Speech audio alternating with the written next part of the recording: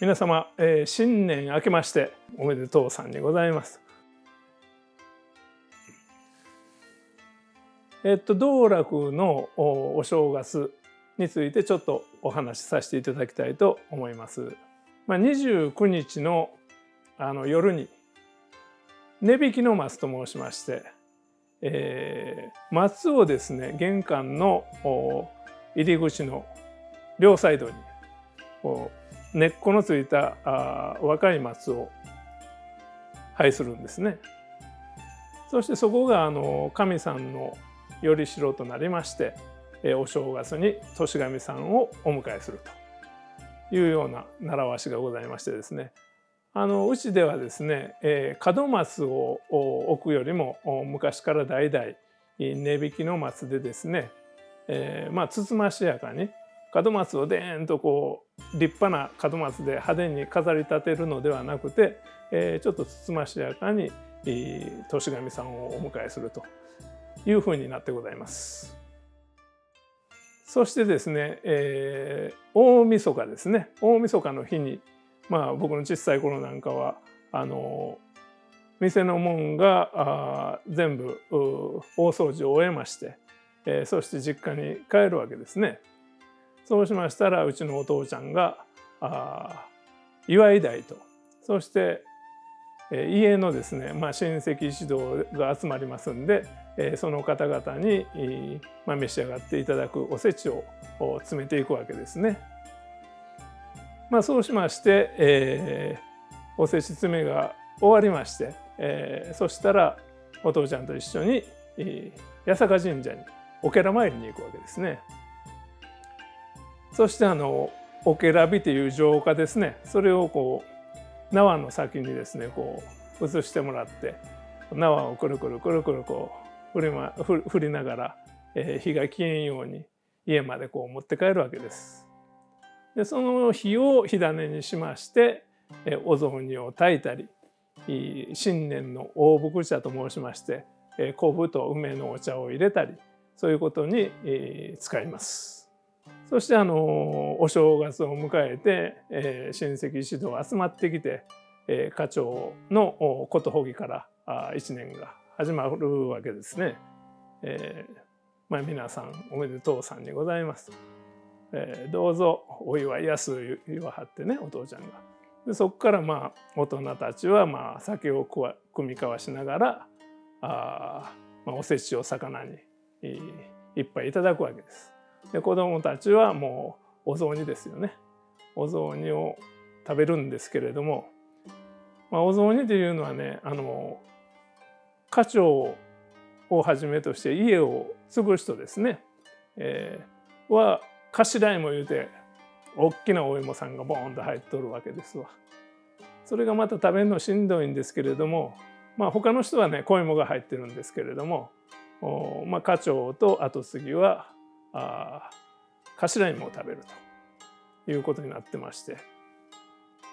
一生懸命いただくわけですね。でお餅ですけれどもね、京都は丸餅を使います。これは角が立たんようにということで、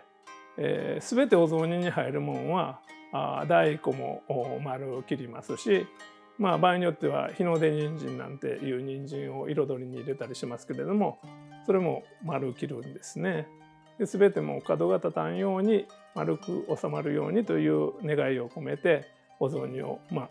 精進で仕立てるわけです。昆布だしでお雑煮作るんです。そして、まずお仏壇と神さんにお供えしてから、うちらでいただく時に鰹節ですね、削りかつおをふわっとのせて頂戴するわけですね。お餅なんですけれども、元日にようけ食べたらえらいことになるんですね。これが2日目3日目と食べ上がらなあかんわけですわ。それから元日に1個食べたら2日目には2つ以上で、3日目には2日目以上を食べていかなあかんということになります。そして4日目にうちでは鏡開きですね、お供えしてあるお鏡さんを切りまして、そしてすまし仕立てになるわけですね。3日間白味噌仕立てのお雑煮をいただいて、そして4日目にみぶなとお餅のすまし汁になるわけですね。これはもう白味噌の雑煮が飽きてくる頃でございますんでね、とても美味しく感じます。そして、おせちですけれども、京都のおせちはうちのおせちはですね、祝い魚3種と申しますと、まず数の子ですね。これは全国共通だと思いますけれども、子孫繁栄を願った食材でございます。数の子。そして、次にたたきごんぼ。これはごんぼって根が深くこう張りますよね、地中に。それから家系存続というか、大地にしっかりと根を張っていって、そういうような願いがこもっております。そして、ごまめでございますね。ごまめ言うたらカタクチイワシの稚魚なんですけれども、昔は田んぼの肥やしにしてたんですね。それから田作りっていう呼び方がございますけれども、ごまめ、この3種を祝い魚といたしており、必ずそのおせちには祝い魚3種という、そういう一段が設けられておりました。ところによってはね、黒豆をごんぼの代わりに入れはるところもあるようですけれども、うちでは数の子、たたきごんぼ、ほんで、田作りごまめですね、この3種を3種の祝い魚といたしておりました。食べるお箸なんですけれどもね、これも家長が箸袋に京都独特のその水引きをかけた淡路結びみたいな、ちょっと京都独自の淡路結びみたいなのがあるんですけれども、そういうお箸にですね、へぎ板を2枚入れまして、2枚というかね、1枚をペタンと折るんですね。それを箸袋に差し込んで、そこに柳箸ですね、柳の木を削って両方細くした両細の箸をそこに刺すわけです。そして家族すべての名前を家長が箸袋に大晦日までに書くわけですね。で自分のは主人って書くわけです。で取り箸に一ついりますんで、それは組十って、組むっていう字と重箱の重ですね。組十って書くんですね。そして、各家族の名前を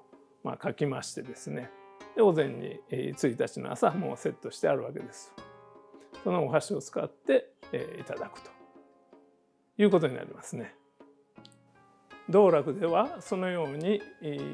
一年の初めお正月を迎えておりました。皆さんはそれぞれのお家でそれぞれのお祝いの仕方があると思いますけれども、皆さんのご家族ご家庭がですね、無病息災、そして家内安全、多くの福を呼び込んでですね、この一年が幸大きい一年であらせられますことを心よりお祈り申し上げます。それでは皆さん一年良いお年をお迎えいただきますように。